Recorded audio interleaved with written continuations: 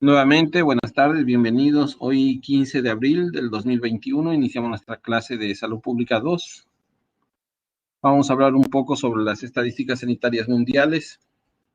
Estas son del año 2015, son en español las que están más disponibles, y en versiones en inglés tenemos algunas más actualizadas que pueden descargar de la página de la OMS. Y la idea es tener una visión gráfica de cómo está la salud a nivel mundial.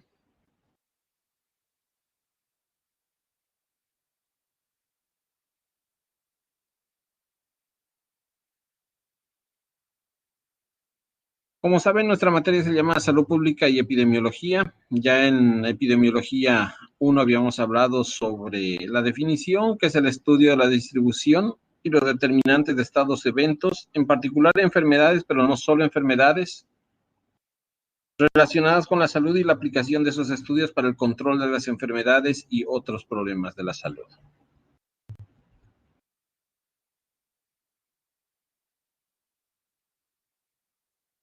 Muy bien. Este concepto es muy importante. No se olviden que en particular enfermedades significa que si bien la epidemiología observa muchas enfermedades, también existen otros eventos de salud que se van monitorizando. Y lo que se busca es controlar esos problemas de salud en la medida de las posibilidades que tenemos como país. Un ejemplo grande de esto es esta pandemia que estamos pasando, donde la epidemiología ha encontrado o ha mostrado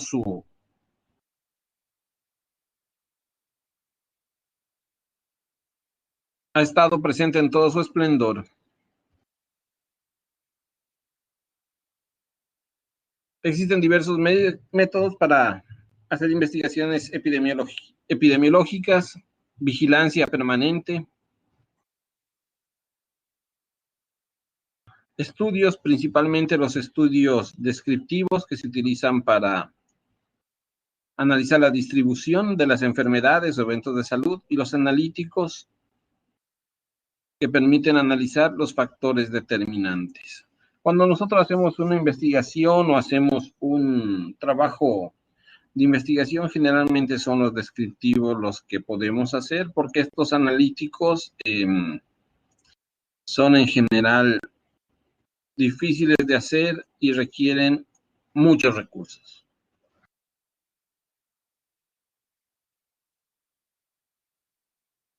Vamos a hablar de algunos datos claves sobre las estadísticas sanitarias mundiales.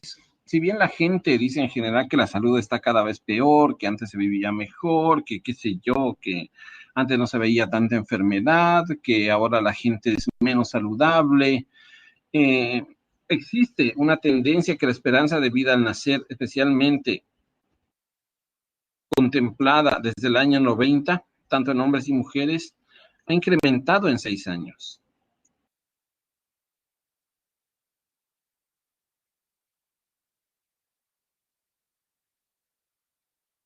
Esto se debe a no solamente la mejoría en los servicios de salud, la investigación de más medicamentos, la provisión de más hospitales, sino principalmente la mejora de la calidad de vida.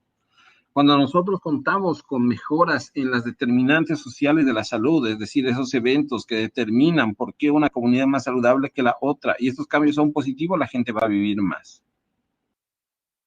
Pero tiene que ver principalmente con los logros que hemos hecho en salud materna e infantil. A medida que tenemos niños que superan el 1 o 5 años de vida, que es la etapa más crítica donde se nos mueren, estos niños tienen más posibilidad de convertirse en adultos y obviamente de incrementar la esperanza de vida al nacer.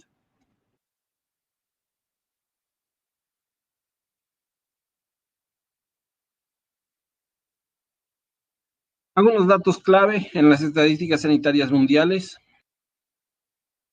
2/3 de las muertes que se producen en todo el mundo se deben a enfermedades no transmisibles. ¿Cuáles son las principales? Cáncer, enfermedades cardiovasculares, diabetes y enfermedades pulmonares, especialmente la enfermedad pulmonar obstructiva crónica. Entonces, para su examen, ojo, ¿Cuáles son las principales enfermedades entonces no transmisibles? Son 4. Cáncer, cardiovasculares, diabetes y enfermedades pulmonares.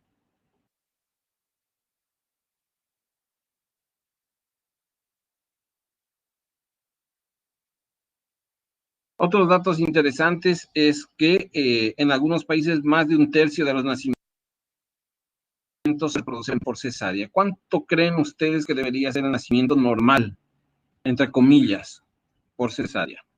¿O cuántos partos deberían terminar en cesárea de forma racional?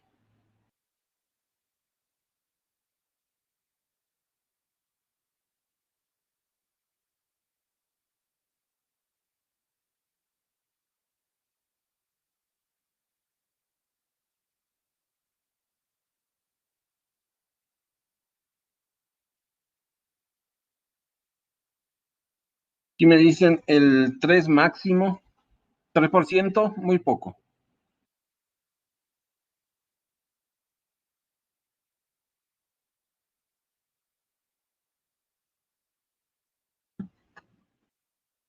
No, en porcentaje, en porcentaje. Blaís Lucas, 10%.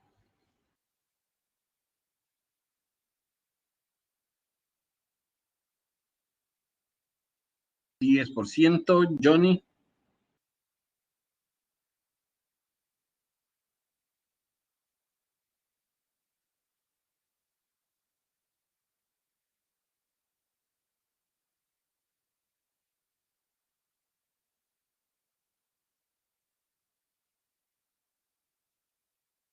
30%.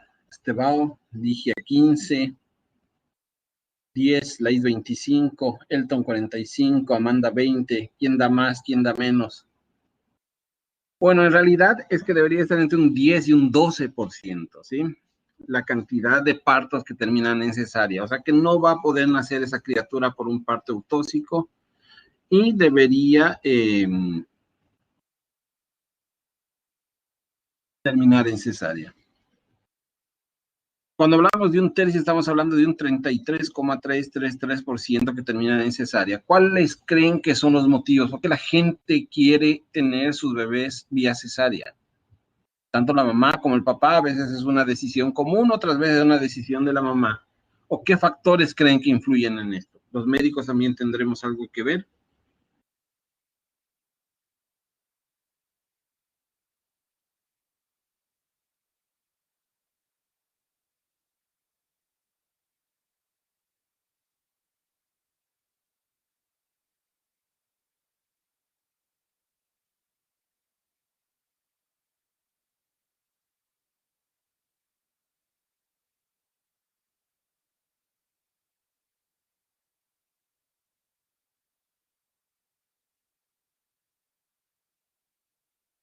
A ver, nos dicen la fecha de marcación o la interrupción, pero se puede también con un embarazo que ha pasado el tiempo, inducir sin necesidad de cortar. Seguridad de la madre, el hijo, un parto es mucho más seguro por vía vaginal que una cesárea. Una cesárea es una cirugía mayor, no se olviden, se entra cavidad peritoneal con todos los riesgos de infección, sangrado, postquirúrgico que puede traer. La posición del bebé sería una indicación, entraría dentro de ese 10%. Sufrimiento fetal también estaría dentro de ese 10% asegurado. Pero yo digo las personas que deciden tener su cesárea a pesar de que pueden terminar en un parto eutóxico.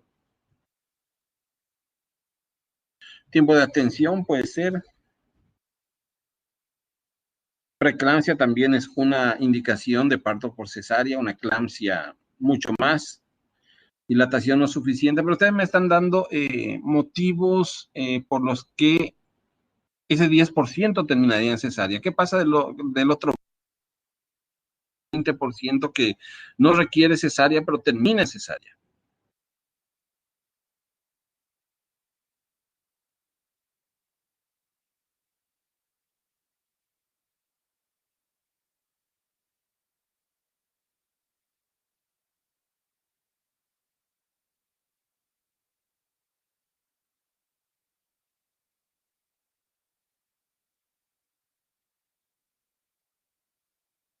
Bueno, existen otras razones por las que un médico podría indicar una cesárea, ¿verdad? Es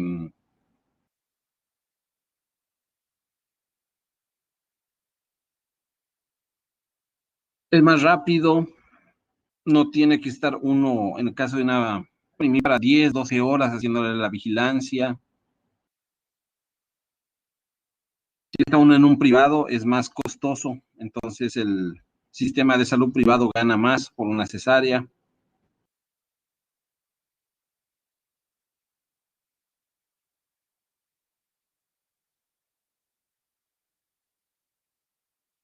Puede ser que, como dicen algunos, se quiera evitar el dolor de parto, pero ahora existen alternativas terapéuticas de bloqueos para evitar el dolor con anestesia. Margarida dice que tuvo una mala experiencia, que tuvo eclampsia en el parto. Sí, la eclampsia es una patología que está dentro de las causas de muerte materna. Dinero, dice Paulo, puede ser otra de las causas. Muchos me dan motivos por los que sí un parto debería terminar en una cesárea, pero estamos hablando de esos partos que no. Y sí, muchas de las razones que ustedes dan ahora explicarían en algo.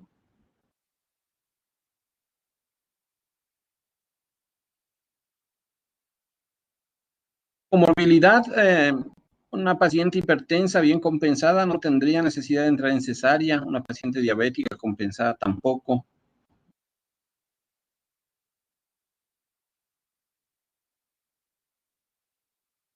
Falta de información, todas esas son buenas razones.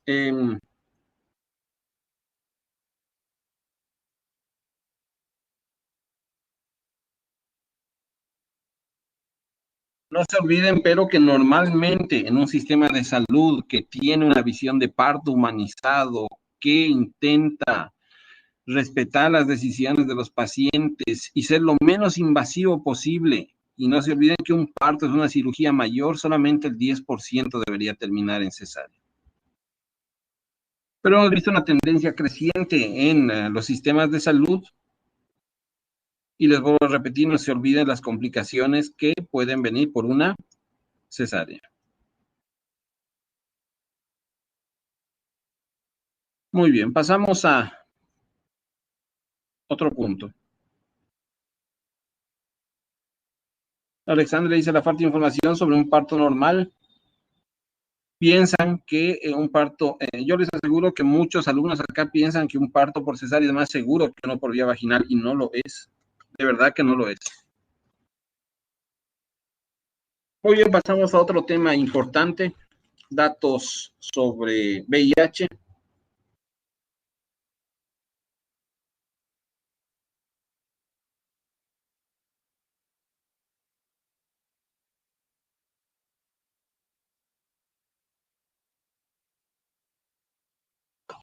Y dice, en los países de ingresos bajos y medianos, solo 2/3 de las embarazadas con VIH reciben tratamiento antirretroviral para prevenir la transmisión al feto. Esta transmisión que se conoce como vertical. Algunos países han logrado erradicar la transmisión por vía vertical del VIH a su hijo. ¿Ustedes creen que una madre portadora del VIH debe o no debe tener un parto por cesárea?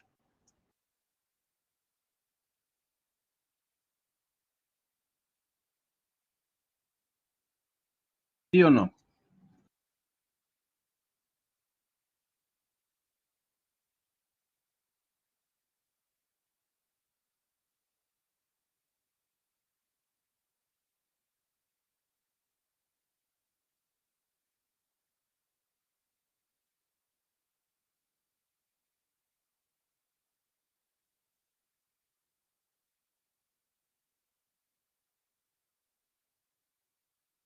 Tenemos un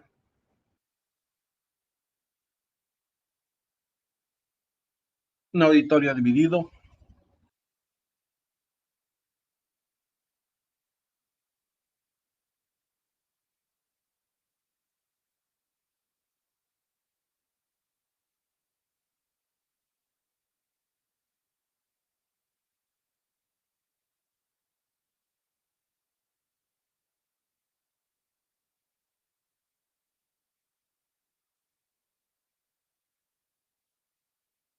Muy bien. Lo que dice la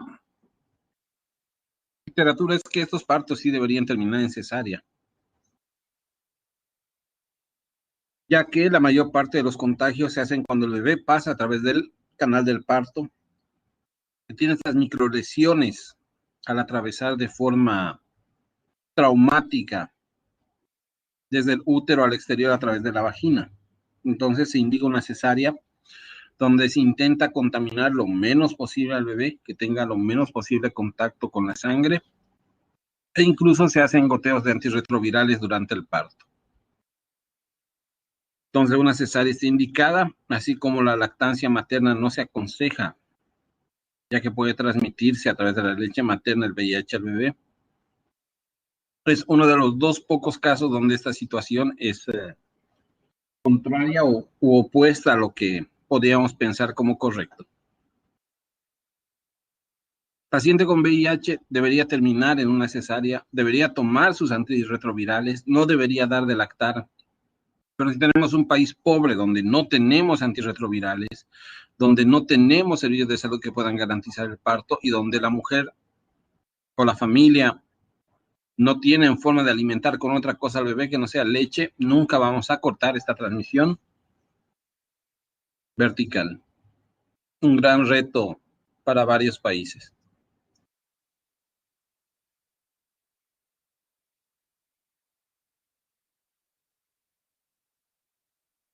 Cigarros. Más de un tercio de los hombres adultos fuman tabaco.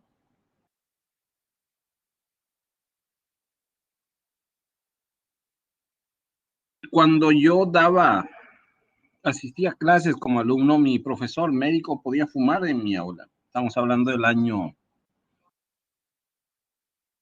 99, 2000. Entonces, imaginan, desde ese entonces ha cambiado mucho las normas, los reglamentos que buscan desalentar el consumo de tabaco. Si vamos más atrás, vemos que en algún momento la medicina recetaba cigarrillos para tratar algunas enfermedades, médicos recetando tabaco. Creo que a esa altura de la evolución humana todos conocemos cuáles son los riesgos, los problemas que trae el consumo de tabaco. Existen muchas acciones para limitar su uso. Ya no se promociona en películas, ya no se hace propaganda libre sobre el tabaco. Tenemos cada vez más restricciones para no fumar en espacios cerrados, espacios públicos, incluso en los parques en algunos países. El precio se ha aumentado.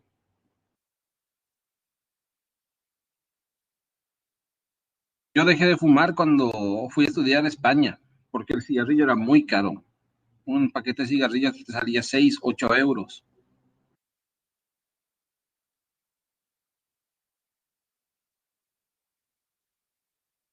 Entonces, en ese entonces debería decidir si es que comía ese día o fumaba, entonces prefería comer. Es una de las acciones que se ha mostrado más efectiva para desestimular el uso del tabaco, aumentar el precio. Y tiene razón, Lucas, que deberíamos utilizar la misma técnica para las bebidas alcohólicas, que también es una droga que produce estragos en la sociedad, pero sin caer en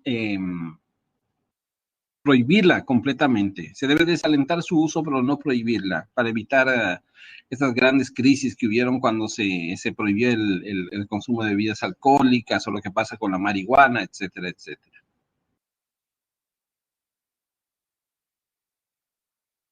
Aline me pregunta si se recetaba tabaco para la epistasis, para todo, incluso para el asma se recetaba tabaco, para la histeria femenina, para lo que ustedes se pueden imaginar, se prescribía tabaco.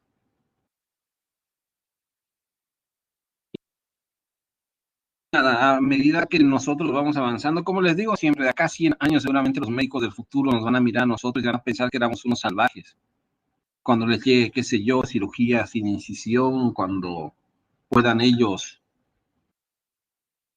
sintetizar una vacuna en un día y aplicarla de forma masiva a todos sin los problemas que estamos teniendo nosotros. cuando tengan un sistema de salud que realmente sea inclusivo y que nadie se muera por una falta de atención, cama, medicamentos o médico. Pero por ahora nos toca bailar con lo que tenemos, igual que a nuestros ancestros médicos les tocó hacer lo que podían con lo que tenían en esa época.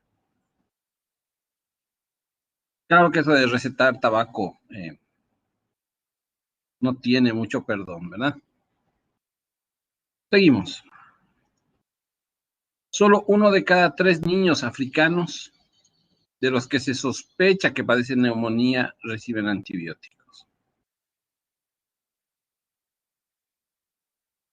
Es decir, 2/3 de los pacientes con una probable neumonía, porque si no hay para antibióticos, tampoco hay para radiografías, hemograma, entonces se sospecha que están cursando con una neumonía, tienen acceso a antibióticos. Y en nuestros países pasa lo opuesto, ¿verdad? Que tenemos un sobreuso de antibióticos, una sobredemanda de antibióticos, porque parece que todos los problemas de salud queremos resolverlos con antibióticos. El tema del COVID y la citromicina. Yo estoy seguro de que acá un par de años vamos a tener una resistencia a la citromicina y no nos va a servir más, porque nos hemos expuesto tanto que las bacterias se van a hacer resistentes la mayoría. En Paraguay hasta hace unos 2 años se podía comprar antibióticos de forma libre en las farmacias. No había ninguna legislación que solicitara por lo menos la receta firmada por un médico. Pero como les dije, estamos de a poco evolucionando.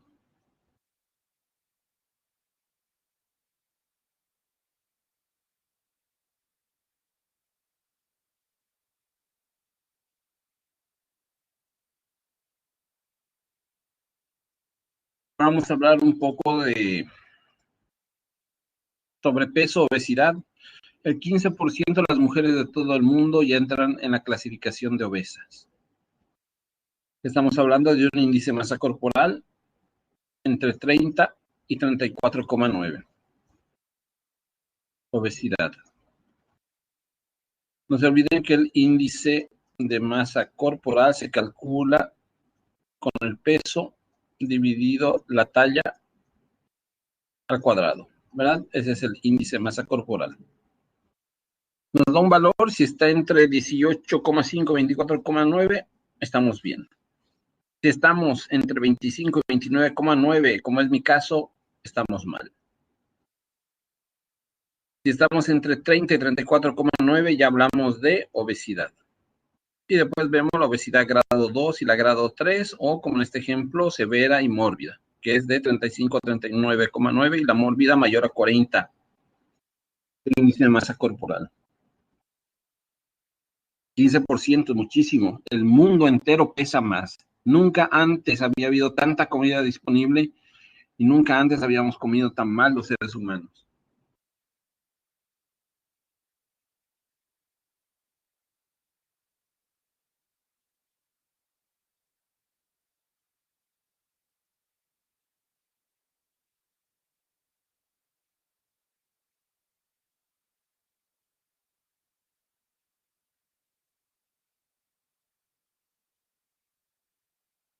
Vamos a hablar de poblaciones. La mediana de edad de las personas que viven en los países de ingresos bajos es de 20 años y de 40 años en los países de ingresos altos. ¿Qué es lo que pasa con la distribución de la vacuna actualmente? Se está yendo a estos países. ¿Este es un país de ingresos bajos o un país de ingresos altos?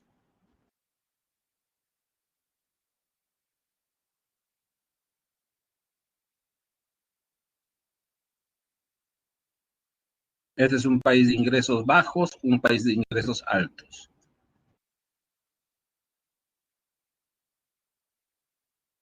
Este primero es un país de ingresos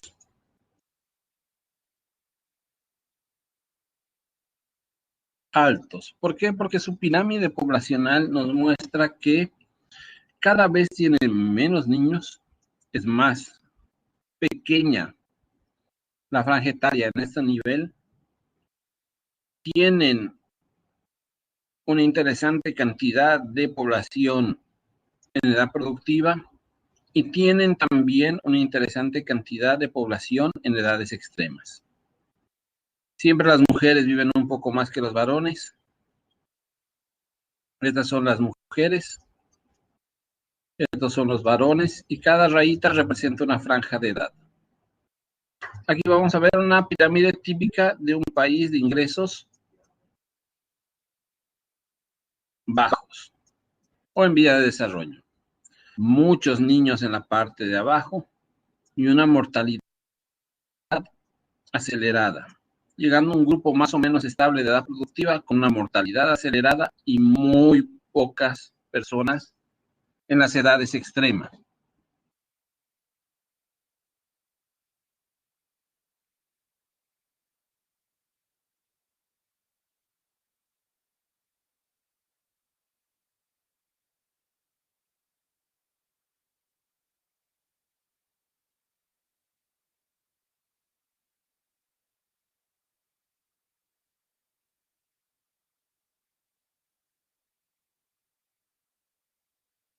Estas pirámides poblacionales nos sirven para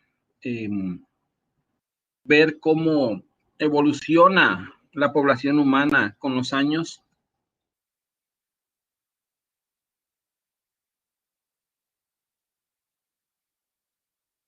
Y existe un enlace para ver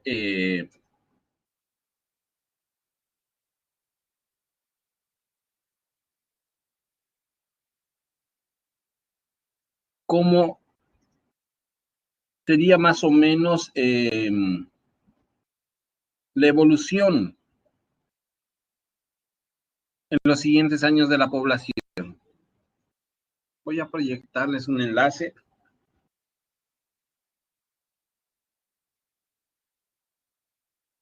Todavía no encuentro.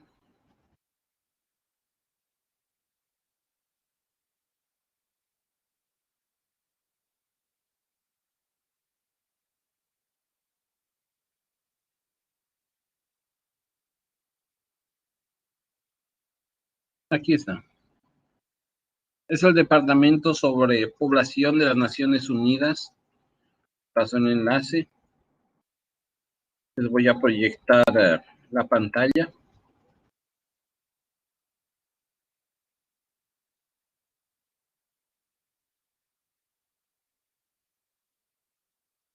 Y aquí tenemos, para bajar información, algunos datos interactivos, algunos mapas, perfiles y gráficas, algunas poblaciones y la fuente de los datos. Vamos a buscar dónde están gráficos y perfiles. Vamos a intentar encontrar las pirámides poblacionales.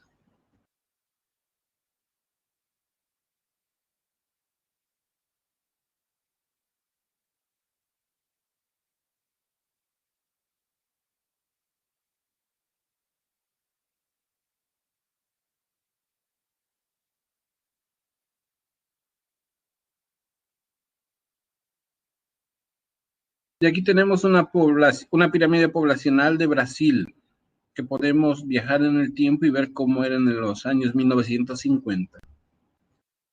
Lo que les decía, aquí tenemos mujeres, varones, y cada barra corresponde a 5 años de edad.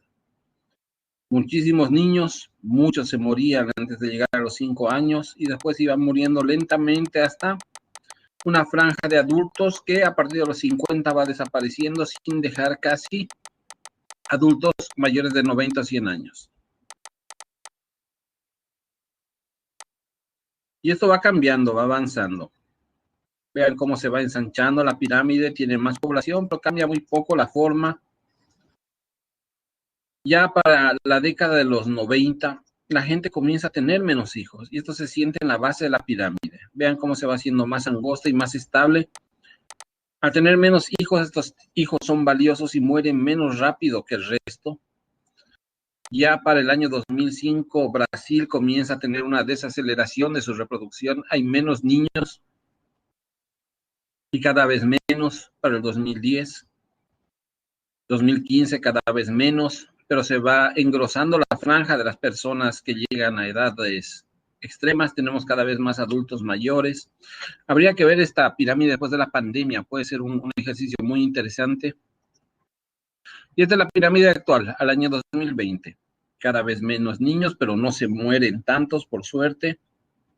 Tenemos una población económicamente activa muy grande y un interesante número de personas en las franjas etarias superiores. Y vemos cómo va a ir cambiando esto, cuáles son las proyecciones.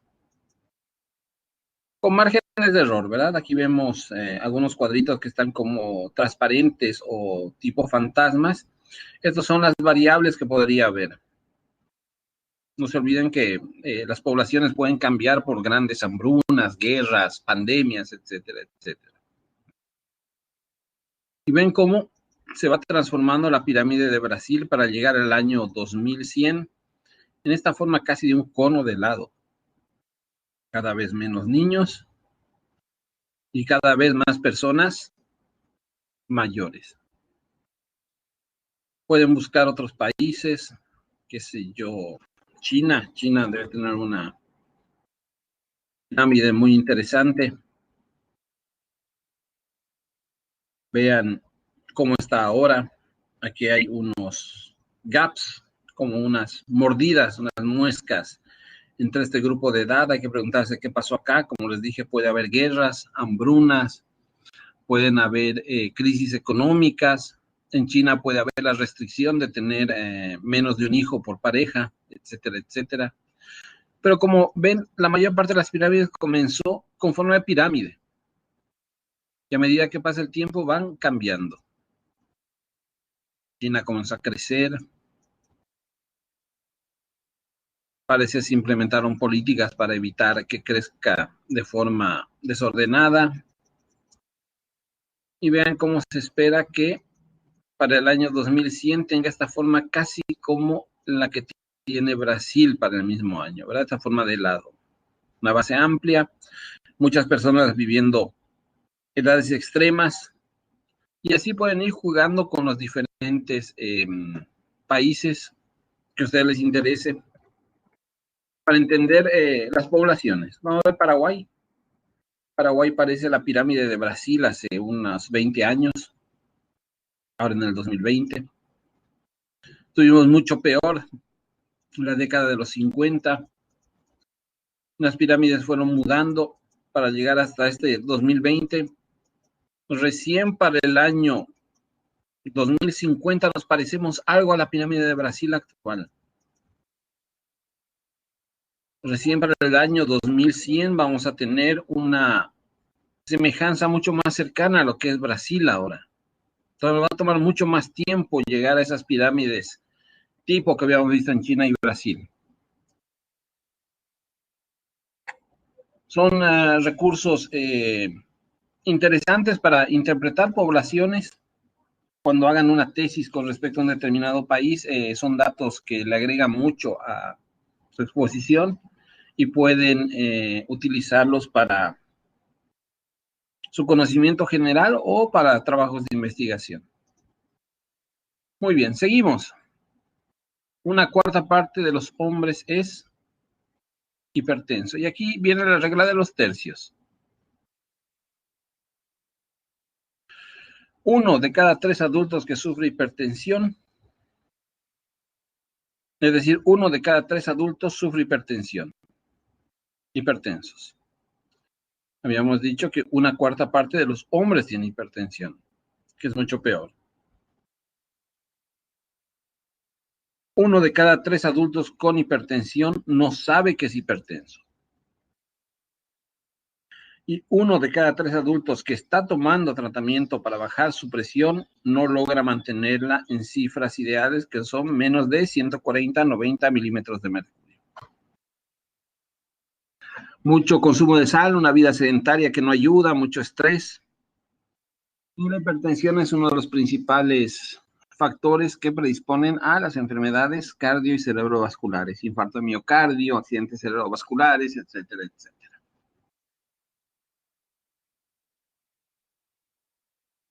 En algunos países el porcentaje de gasto público total que se destina a salud es menor al 5%. Entonces, cuando la gente dice en sus campañas políticas que la salud es primero, ¿qué tenemos que preguntarles? ¿Cuánto de dinero realmente se va a gastar en salud. Porque si el presupuesto en salud no es suficiente, a ellos no les interesa la salud. Decía un profesor mío, muéstrenme presupuestos, no me digan discursos. En el momento que uno ve que se destina realmente recursos a salud, en ese momento podemos creer que realmente es una prioridad. Muchas veces comparamos los presupuestos y el Ministerio de Defensa que compra armas, que es un ministerio dedicado a la parte bélica, tiene mucho más dinero que salud. Entonces no es una prioridad.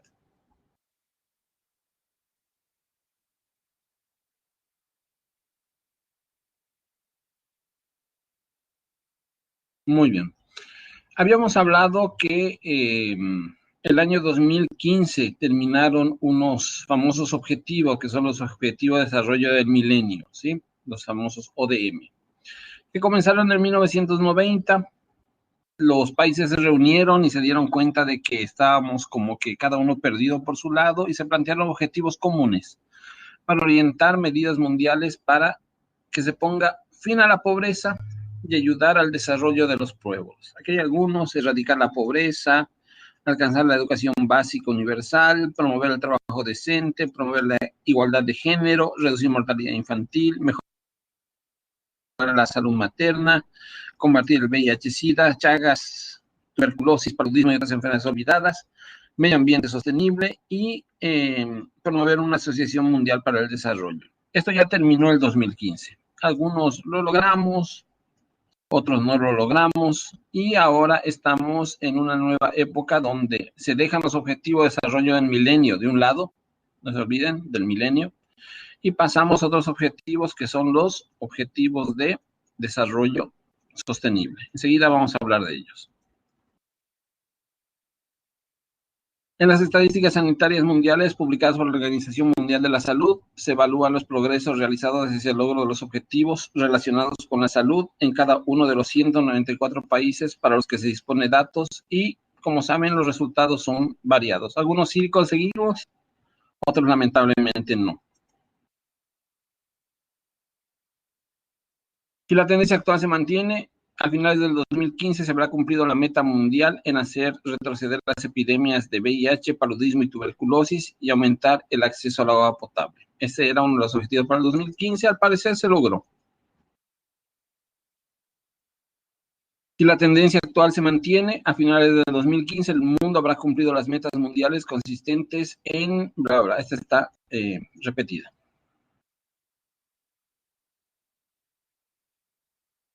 ¿Qué dice o qué decía la doctora Margaret Chan, que era la directora de la OMS en ese entonces? Que estos objetivos de desarrollo del milenio han sido positivos para la salud pública, han traído la atención de políticos y han movilizado fondos que se necesitaban con urgencia para solucionar muchos problemas e importantes problemas de salud pública, ¿sí?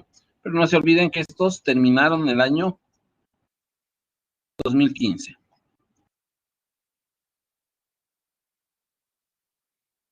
Y pasamos de los objetivos de desarrollo del milenio a los objetivos de desarrollo sostenible. No sé qué pasó con el cursor, pero pasamos a los objetivos de desarrollo sostenible. Dicen que aunque los progresos han sido muy alentadores, todavía existen grandes brechas entre países y dentro de ellos. El informe publicado subraya la necesidad de perseguir los esfuerzos para garantizar que las personas más vulnerables de todo el mundo tengan acceso a servicios sanitarios. Vemos que en esta pandemia no lo hemos logrado y que todavía sigue un tema pendiente. Y muy bien, podemos dejarlo acá. Son 40 minutos de mucha información y llega un momento donde el cerebro ya no puede captar más. Yo ya pasé el trabajo práctico de ustedes, seguramente lo van a cargar en algún momento y nada, es lo que dijimos, un cuestionario de pocas preguntas sobre la primera diapositiva de recursos humanos, contéstenlo y estará disponible seguramente en breve. Gracias por su atención, organícense por turmas, va a ser muy importante tener registro de su actividad y cualquier cosa estamos a la orden. Alguien me pregunta sobre los ensayos clínicos con Una metodología randomizada. Bueno, cuando hablamos de ensayos clínicos existen varias técnicas para hacerlos, ¿verdad? Habíamos hablado de los descriptivos que describen el problema y los analíticos que tienen diferentes modelos de estudio. Cuando hablamos de los randomizados, estamos hablando del tipo de muestra que estamos obteniendo. Ustedes saben que es muy difícil hacer un estudio en un país completo. Entonces quitamos de forma aleatoria, ese es el nombre en español, random como que es más anglosajón, personas en las que vamos a hacer el estudio y los resultados se podrían interpretar como aplicables a toda la población. Por ejemplo, cuando se investigan vacunas, se van tomando o se van eligiendo personas de una lista al azar para que sea representativa esa muestra para después aplicarla en la comunidad total. Porque muchas veces los estudios fallan cuando nosotros seleccionamos a los sujetos. Podemos inconscientemente estar seleccionando sujetos que van a funcionar para nuestra hipótesis, para lo que nosotros queremos demostrar. En cambio, cuando son randomizados ya existe una aleatorización mayor y ahí podemos interpretar que los resultados son más fiables. Obviamente es más caro, es más complicado encontrar las muestras, el tamaño muestral es mucho más grande, etcétera, etcétera. Pero en algún momento vamos a llegar a ese tema, creo que sí. Y nada, si no hay más preguntas, insisto con la carga de su trabajo, me dicen que no está cargado y nos vemos el día lunes. Fuerza. Gracias por su atención.